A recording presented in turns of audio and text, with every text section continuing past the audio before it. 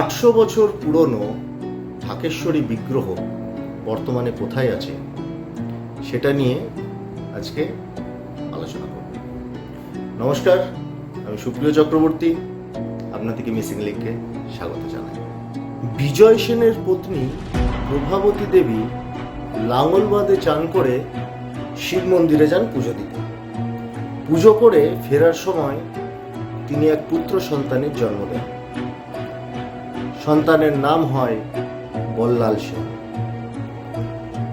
বঙ্গ এবং সমগ্র পূর্ব ভারতের একটা খুব ইম্পর্টেন্ট ক্যারেক্টার এই বল্লাল সেন।